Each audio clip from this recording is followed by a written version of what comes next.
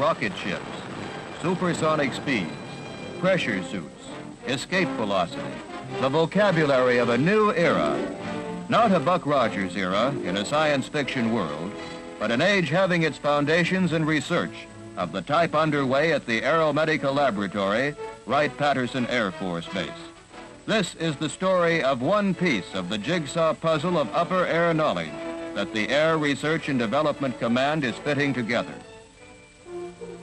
In the AEROMEDICAL Laboratory, white mice are prepared for their forthcoming ride in a rocket to a height of 37 miles. They are given a chance to familiarize themselves with their environment inside the rocket, an aluminum drum capped with plexiglass. Special timing switches ensure that rotation of the drum inside the rocket starts at the right moment during the flight. But mice are not the only passengers. 2 monkeys will also go along. On the ground floor of the lab, the nose section of the rocket is fitted together. A motion picture camera is inside this reinforced box, and by using a front surface mirror, it photographs the activities of the mice while the rocket is in flight. The mouse container slides in next to the mirror.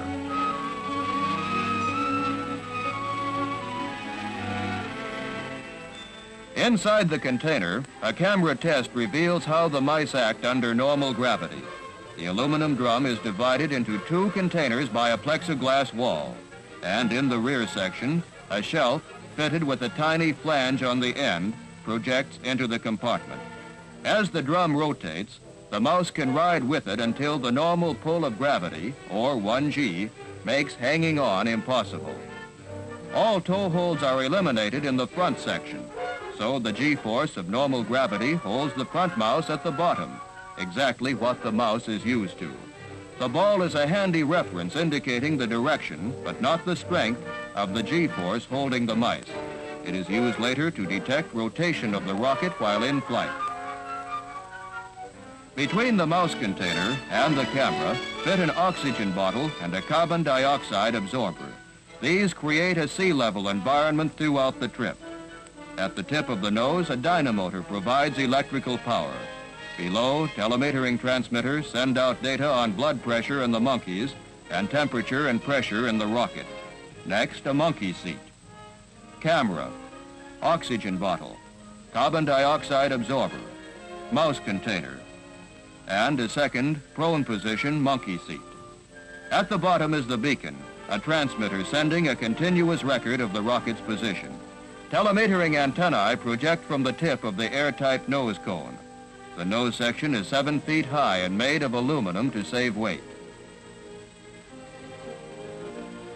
The rocket is a high-altitude research type called the AEROMEDICAL. On its tail is a booster which gives the rocket an additional upward thrust during launching, falling away at 1,000 feet when exhausted. The motor is simply a combustion chamber where fuel and oxidizer are mixed under pressure. At the base of the nose section, 2 parachutes are built in behind the beacon to recover the nose cone when the rocket fuel is expended. AEROMEDICAL scientists conduct the flight at the Holloman Air Development Center in central New Mexico. The animals are prepared inside this building prior to firing. The experiment has 3 specific purposes. First, to test the practicability of a protective and escape capsule in a rocket flight. The second is to get a graphic and pictorial record of the effect of the rocket's flight accelerations on animal physiology. Man might be affected in the same way as the animals in the test. The third is to find what effect short exposure to subgravity has on animals inside a sealed nose capsule. The animals are being taken to the launching tower.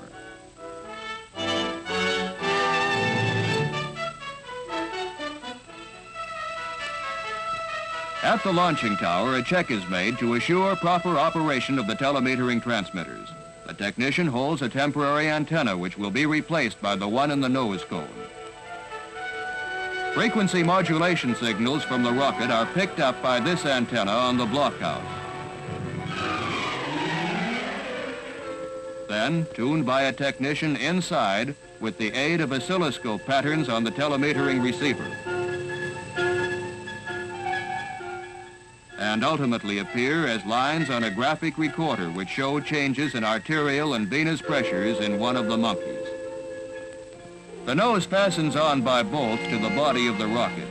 It is really just a framework now, but when the rocket is in launching position in the tower, the animals and equipment will be added.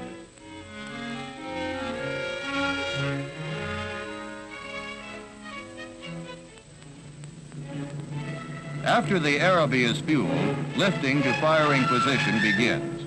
It's a slow job, and has to be. Careless handling might ignite the fuel prematurely, spelling disaster for the experiment. 4 years of research and 7 rocket launchings preceded the firing of AEROMEDICAL. 5 B-2 rockets gave some good flight information, but the parachutes failed repeatedly.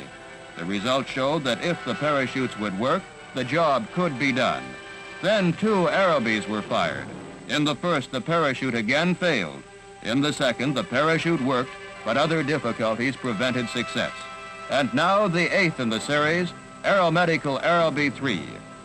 Monkeys were chosen for the test because they most nearly approximate the physiological structure of man, and reactions they have to the rocket flight will be indicative of a normal man's reaction. Mice were chosen for the subgravity tests because they were the smallest available animals which could fit into the limited free space inside the rocket.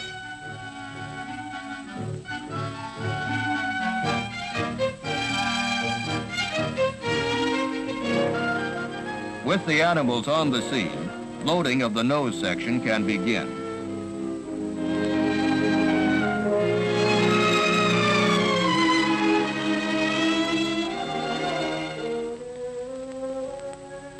The animals are carefully placed in their assigned spaces. Nylon safety harnesses and sponge rubber crash beds guard the monkeys against landing shock. One monkey is anesthetized, the other given a sedative to make sure undisturbed physiological data is obtained and to prevent discomfort. The aluminum nose cone slides on from the top. All is ready. Months of research and planning hang in the balance. The firing officer alerts the area with orange-colored flares.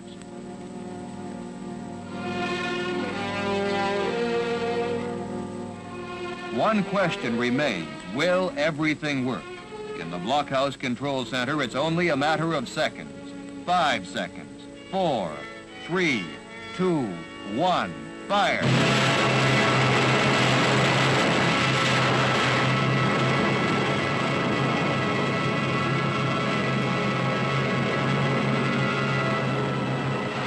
Acceleration after takeoff subjects the mice to 4G, or 4 times the normal pull of gravity.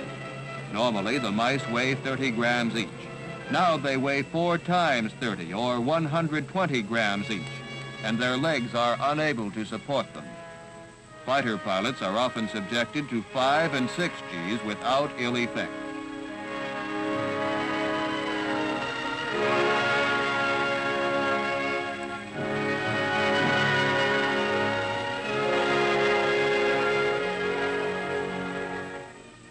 By the time all fuel is burned, the rocket is hurtling upward at more than 1,900 miles per hour. Without support from the rocket motor, the missile actually floats upward, gradually losing speed because of the pull of gravity. The mice float in their containers, evidenced by the ball no longer held at the bottom of the drum. The first mouse is more disturbed than the second because the second is better able to orient himself by reference to the shelf. The 120-gram downward pull on the mice during takeoff is replaced now by only a 1-gram sideways thrust caused by the slow rotation of the rocket.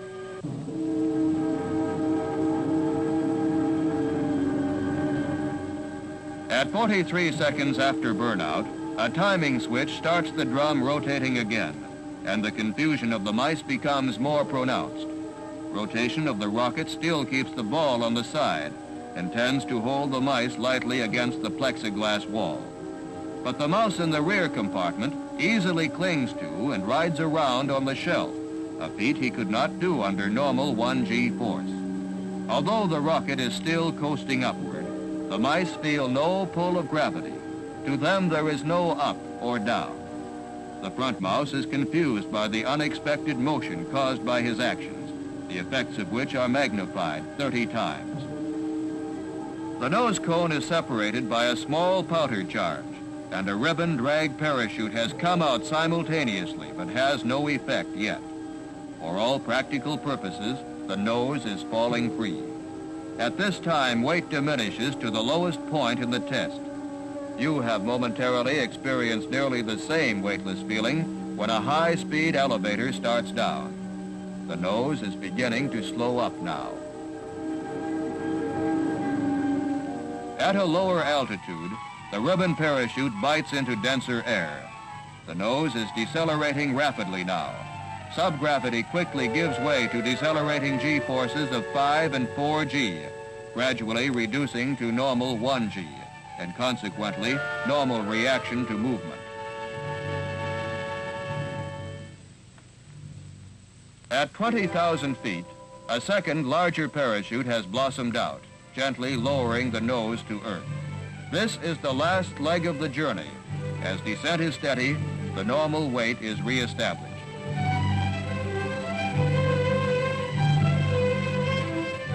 This brief test revealed no reason why man cannot fly 37 miles up in a rocket. No harmful effects occurred, and the test showed that the great environmental changes have no effect on life in a sealed capsule. Return and safe recovery of a capsule has proved practical.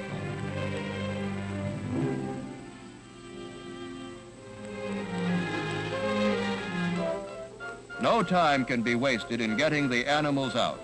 The scorching New Mexico sun can still harm the animals at this late stage. So to save time, tin snips and a hacksaw make short work of the nose cone. Removing the cone intact would delay recovery too long. Both monkeys are still a little dreamy from the sedative and anesthetic, but they are completely unharmed. Of course, one test doesn't give all the answers, but it does point the way for others. Future studies using high-altitude balloons and longer-range rockets will be made to discover the effect of prolonged exposure to cosmic radiation and the subgravity state. This study is one of several being conducted by Air Force research laboratories.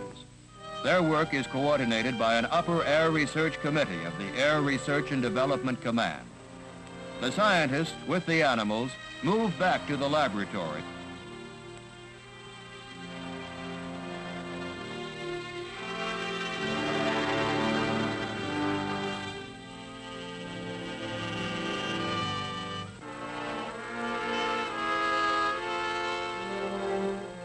AEROMEDICAL 3 flew according to plan, bringing back its passengers to lead normal animal lives. They've earned their titles as the world's first rocket passengers. One successful experiment in a whole program of experiments. A program leading to man's mastery of the air miles above the Earth, and eventually, perhaps, to Earth's venture into space.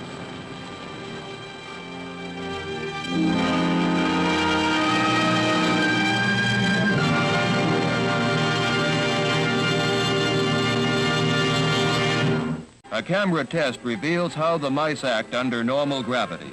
The aluminum drum is divided into two containers by a plexiglass wall, and in the rear section, a shelf fitted with a tiny flange on the end projects into the compartment. As the drum rotates, the mouse can ride with it until the normal pull of gravity, or 1G, makes hanging on impossible. All tow holds are eliminated in the front section, so the G-force of normal gravity holds the rocket ships, supersonic speeds, pressure suits, escape velocity, the vocabulary of a new era. Not a Buck Rogers era in a science fiction world, but an age having its foundations in research of the type underway at the AEROMEDICAL Laboratory, Wright-Patterson Air Force Base. This is the story of one piece of the jigsaw puzzle of upper air knowledge that the Air Research and Development Command is fitting together.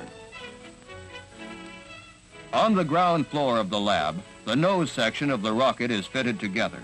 A motion picture camera is inside this reinforced box, and by using a front surface mirror, it photographs the activities of the mice while the rocket is in flight. The mouse container slides in next to the mirror.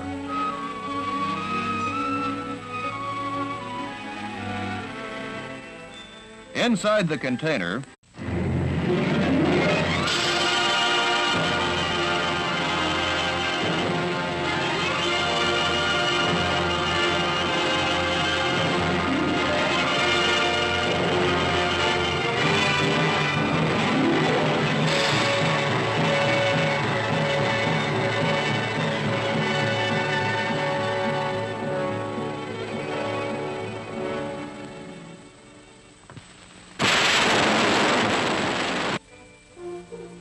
in the AEROMEDICAL laboratory, white mice are prepared for their forthcoming ride in a rocket to a height of 37 miles. They are given a chance to familiarize themselves with their environment inside the rocket, an aluminum drum capped with plexiglass. Special timing switches ensure that rotation of the drum inside the rocket starts at the right moment during the flight. But mice are not the only passengers. 2 monkeys will also go along.